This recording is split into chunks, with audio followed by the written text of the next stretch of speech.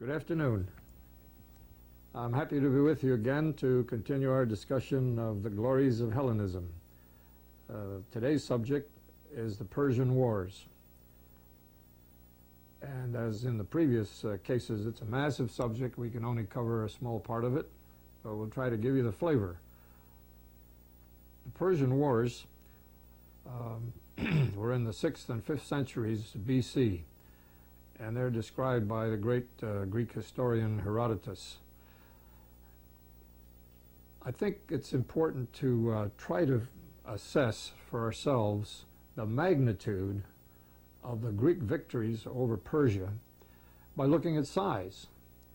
Herodotus claimed that there were more than 2 million Persians in the army that were fighting the Greeks. Now, later historians feel that that's much highly exaggerated. They're probably closer to 500 or 600,000. But everyone agrees that the Greeks were very, very heavily outnumbered. The Persians had a much bigger army and more arms and everything else, which is important to keep in mind because we ask ourselves, how did they manage to defeat the Persians? It was their skill and their leadership and their determination. And I think the big secret was told by one of the Spartans who was captured and interrogated by high authorities. I think we mentioned this in a previous chapter. The Spartan was asked, why you people do not accept the lavish offers given by the great king of Persia to become part of the Persian Empire. And they had offers to live in luxury and all kinds of goodies that would have been very tempting. And the Spartan replied that the problem is that your people have never lived in freedom. And no matter how luxurious the conditions might be, you're still slaves. You're slaves to the emperor. In our case, we are free.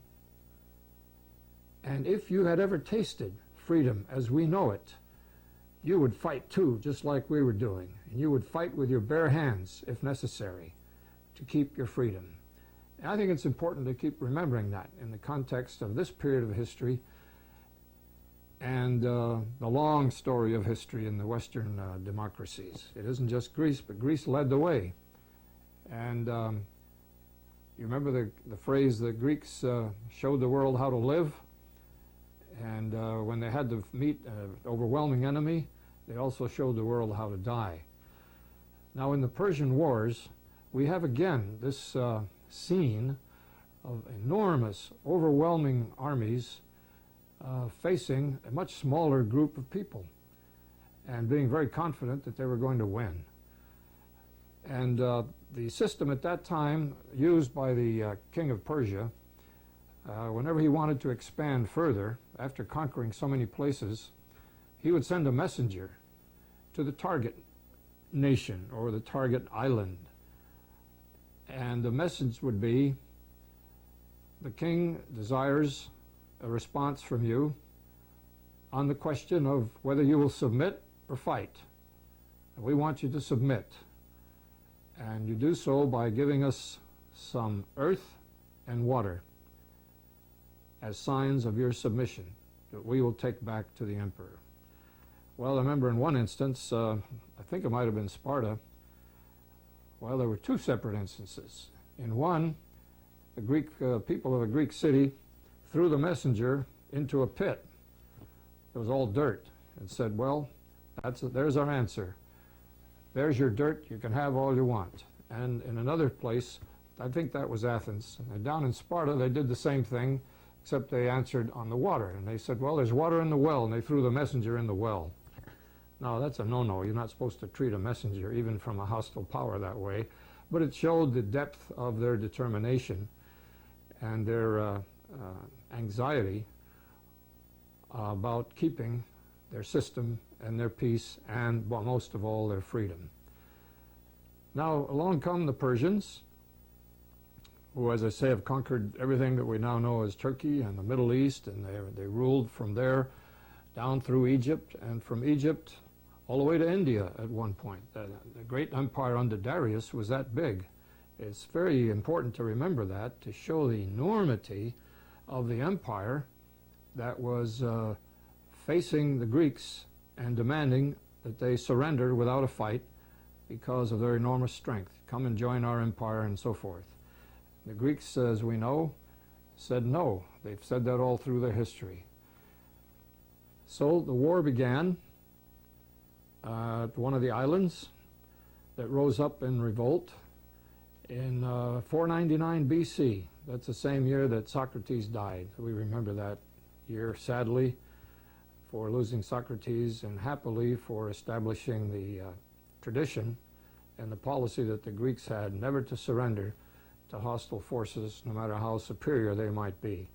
They have to fight to keep their freedom and to keep their independence. And they've been doing that ever since. Now we have Darius, the great king of Persia, advancing west and winning many, many victories. And the goal, of course, his goal was to get to Athens. But at Marathon, he was stopped cold. The Greeks defeated him. And under the leadership of Miltiades, they were driven back, even though Darius had assembled 600 ships and brought him to that point. He wasn't able to win because of the skill and the tactics and the courage and the determination of the Greeks' combined forces under Miltiades. And after that battle was won, Miltiades sent a messenger by the name of Philippides, who ran 22 miles back to Athens to give the people the good news. Unfortunately, after giving the good news with just one word, Nikikamen, he dropped dead. And that's a sad part of this story.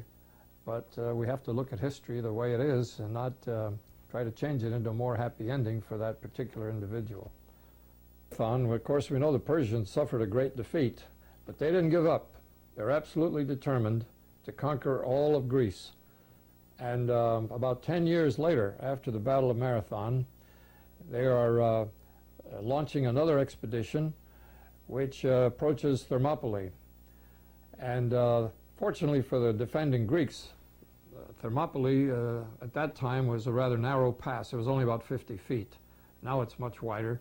But there they had a chance to block them at this pass. And that was defended by the Spartans under their great captain Leonidas. And they held out for quite a while, but the force of the huge numbers finally overwhelmed them, and they were all killed to the last man.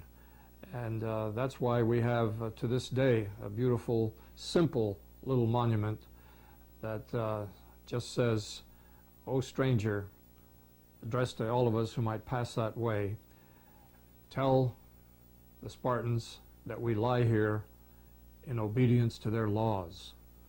They were defending their system, they were defending their laws, and it's a beautiful, I think, very emotional but simple tribute to the 300 Spartans who died there.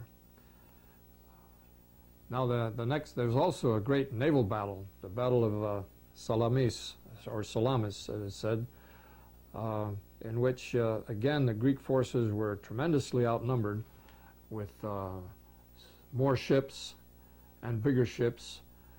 But something like a much later time, when Sir Francis Drake confronted the huge Spanish Armada, the Greeks had smaller, lighter, more maneuverable ships, and they managed to defeat this huge Persian navy. And that saved the day for Greece at that time in the Battle of Salamis. In 472 BC, the great dramatist Aeschylus departed from the usual tragic themes of Greek theater to honor the victors and the new Greek spirit in the majestic poetry called the Persians. But it was not contemporary Greeks alone who were stirred and inspired by the Greek victories. In the centuries that have passed since Marathon, Thermopylae, and Salamis, the names of these epochal battles have become synonymous with man's unending quest to be free. Lord Byron, writing in the early 19th century of a Greece then under another Asian power, the Ottoman Empire, put into one stanza the feelings evoked more than 2 millennia later by one of these battles. The mountains look on Marathon, and Marathon looks on the sea. and musing there an hour alone, I dreamed that Greece might still be free. For standing on the Persian's grave, I could not deem myself a slave. Thank you for being with us for another segment of the glories of Hellenism, and I invite you to join us again at the next time when we're going to be talking about Athens.